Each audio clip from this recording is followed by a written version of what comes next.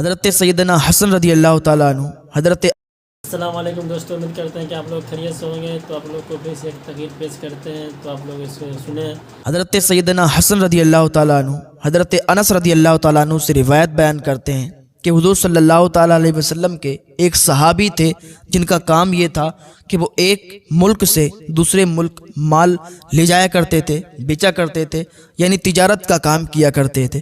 تو ایک ملک سے دوسرے ملک جب مال لے جا رہے تھے تو راستے میں ایک ڈاکو مل گیا جس کا بڑا دبدبہ تھا۔ اس نے روک لیا اور روکنے کے بعد کہا اپنا سارا مال مجھے دے دو، اور اگر اپنا سارا مال مجھے نہیں دو گے تو میں تمہیں قتل کر دوں گا۔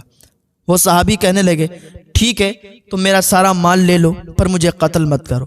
جب سارا مال اس نے لے لیا تو اس کے بعد کہا میں تمہیں قتل بھی کروں گا۔ صحابی کہنے لگے ابھی تو تم کہہ رہے تھے سارا مال دے دو، قتل نہیں کروں گا۔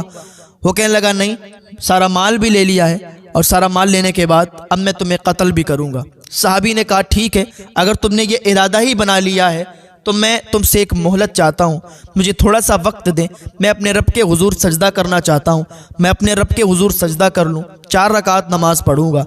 وہ ڈاکو کہتا ہے ٹھیک ہے اگر تم یہ چاہتے ہو تو میں تمہیں تھوڑی سی مہلت دیتا ہوں، تھوڑا سا ٹائم دیتا ہوں، تھوڑے سے ٹائم کے اندر تم اپنے رب کی عبادت کر لو، تم اپنے رب کے حضور سجدہ کر لو، تم جو چاہتے ہو وہ کرو، تھوڑا سا ٹائم تمہیں دے رہا ہوں۔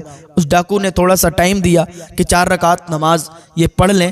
انہوں نے وضو کیا، وضو کرنے کے بعد 4 رکعت نماز نفل ادا کی، اللہ کی بارگاہ میں ہاتھ اٹھا دیے، اللہ کی بارگاہ میں دعا کرنے لگے اور یہ الفاظ بیان کرنے لگے یا ودودو یا ذا العرش المجید یا فعال لما یرید اسألک بعزک الذی لا یرام وملک الذی لا یضام ونورک الذی ملأ ارکان عرشک ان اکفینی شرا ھذا اللص یا مغیث اغثنی یا مغیث اغثنی یا مغیث اغثنی۔ اے ودود، اے عرش مجید کے مالک، اے وہ ذات جو ہر ارادے کو پورا کرنے والی ہے، میں تیری عزت کا واسطہ دیتا ہوں، ایسی عزت جس کی کوئی انتہا نہیں، اور ایسی بادشاہت کے مالک جس پر کوئی دباؤ نہیں ڈال سکتا، اور میں تجھے اس نور کا واسطہ دے کر سوال کرتا ہوں جس نے تیرے عرش کے ارکان کو منور کیا ہوا ہے۔ اے میرے پروردگار عز و جل، مجھے اس ڈاکو کے شر سے محفوظ رکھ۔ اے مدد کرنے والے میری مدد فرما، اے مدد کرنے والے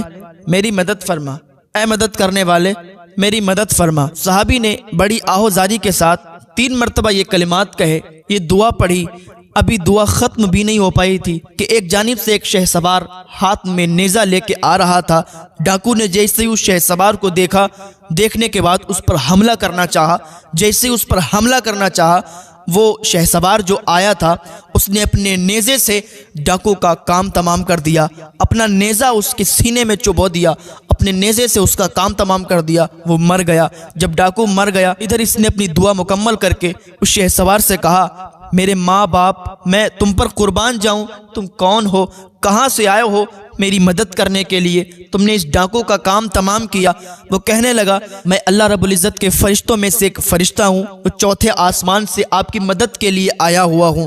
آپ نے جب پہلی بار دعا کی ہم نے آسمان کے دروازوں کی آواز سنی، اور جب آپ نے دوسری مرتبہ دعا کی تو ہم نے آسمان میں ایک چیخ پکار سنی، جب آپ نے تیسری مرتبہ دعا کی تو ہمیں یہ سنائی دیا کہ یہ ایک پریشان حال کی دعا ہے، لہٰذا میں نے اللہ رب العزت کی بارگاہ میں دعا کی اے پروردگار مجھے اس مظلوم کی مدد کرنے اور اس ڈاکو کو قتل کرنے کی اجازت دے۔ چنانچہ میں اللہ رب العزت کے حکم سے آپ رضی اللہ تعالیٰ عنہ کی مدد کرنے کے لیے آیا ہوں۔ حضرت انس رضی اللہ تعالیٰ عنہ بیان فرماتے ہیں جو شخص وضو کرے، وضو کرنے کے بعد 4 رکعت نماز پڑھے، 4 رکعت نماز پڑھنے کے بعد یہی الفاظ دہرائے تو اللہ تعالیٰ اس کی دعا کو قبول فرماتا ہے۔ اللہ رب العزت کی بارگاہ میں دعا ہے اللہ ہمیں ہدایت کی توفیق عطا فرمائے، اللہ ہمیں نیک عمل کرنے کی توفیق عطا فرمائے۔